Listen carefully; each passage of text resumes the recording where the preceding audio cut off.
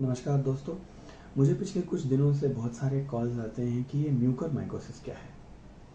मैं आपको आज इस वीडियो के माध्यम से बताना चाहता हूँ कि म्यूकरमाइकोसिस एक रेयर फंगल इन्फेक्शन है जिसको हम ब्लैक फंगस के नाम से भी जानते हैं।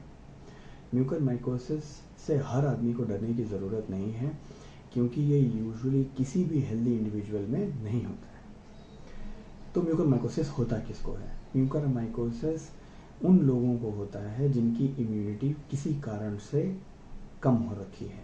ऐसे लोग वो होते हैं जो या तो कैंसर का ट्रीटमेंट ले रहे हैं या कीमोथेरेपी पे हैं, या जिन्होंने ऑर्गन ट्रांसप्लांट कराया हो, या जिनको कोई दूसरे ऑटो इम्यून रोग हो, या फिर जिनका डायबिटीज़ अनकंट्रोल्ड रहता हो, लॉन्ग टर्म स्टेरॉइड से ट्रीटमेंट ले रहे हों, या ऐसे लोग जिन्होंने अभी रिसेंटली कोविड हुआ या उसका ट्रीटमेंट हुआ और उस ट्रीटमेंट के दौरान या तो हाई डोज स्टेरॉइड दिया गया हो, या लॉन्ग टर्म वेंटिलेटर डिपेंडेंट रहे हो, या फिर लॉन्ग टर्म ऑक्सीजन थेरेपी की रिक्वायरमेंट रही हो।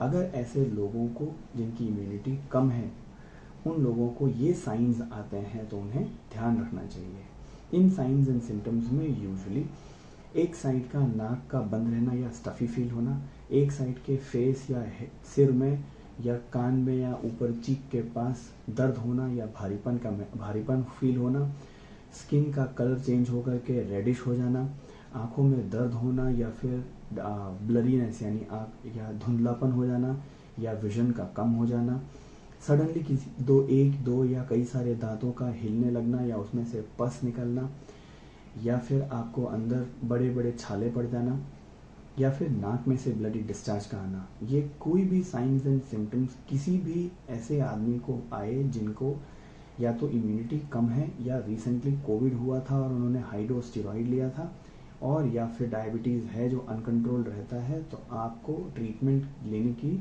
या फिर अपने डॉक्टर से मिलने की ज़रूरत है। इसमें ट्रीटमेंट क्या किया जाता है? इसका ट्रीटमेंट बहुत सिंपल है, 2 स्टेजेस में किया जाता है।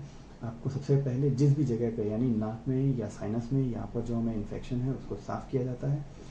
इसके बाद आपको 10 से 21 दिन के बीच में दवाइयाँ दी जाती हैं। ये दवाइयाँ इन्फेक्शन से लड़ने में मदद करती हैं। अगर आपको ये रोग हुआ तो किससे मिलना है या किससे आपका ट्रीटमेंट होगा?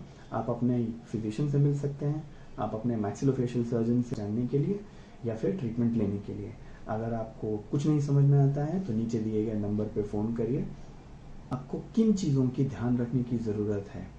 अगर आपको पिछले कुछ महीनों में कोविड हुआ था, या आप ऑटोइम्यून डिजीज़ में हैं, या आपको बहुत सीवियर डायबिटीज़ है, तो आपको इन चीज़ों को ध्यान रखने की बहुत ज़्यादा ज़रूरत है। आप अपने घर में सफाई बनाए रखें। अगर आप घर में ऑक्सीजन डिपेंडेंट हैं तो ऑक्सीजन कॉन्सेंट्रेटर्स को साफ़ सुथरा रखें, उसकी ट्यूबिंग्स को साफ़ रखें। अगर ऑक्सीजन सिलेंडर है तो उसके बॉटल्स में जो पानी डाला जाता है वो पानी हो सके तो डिस्टिल्ड वाटर यूज़ करिए, या फिर स्टेराइल सलाइन यूज़ करिए, या फिर कुछ ना कर पाएँ तो रोज़ पानी चेंज करिए, या फिर उबला हुआ पानी ठंडा करके यूज़ करिए। आपको अगर डायबिटीज़ है तो अपने डायबिटीज़ का स्ट्रिक्ट कंट्रोल मेंटेन करिए। जो मैंने आज आपको साइंस एंड सिम्टम्स बताएं, उन साइंस एंड सिम्टम्स पर पूरा ध्यान रखिए, और कोई भी आपको फील हो तो अपने डॉक्टर से कांटेक्ट करिए। अगर आपको ये साइंस आते हैं तो कृपया लेट ना कीजिए। दोस्तों, इस रोग से डरने की ज़रूरत नहीं है, लेकिन वॉचफुल रहने की ज़रूरत है। अगर आप लेट करेंगे तो ये रोग आगे बढ़ेगा और आपको प्रॉब्लम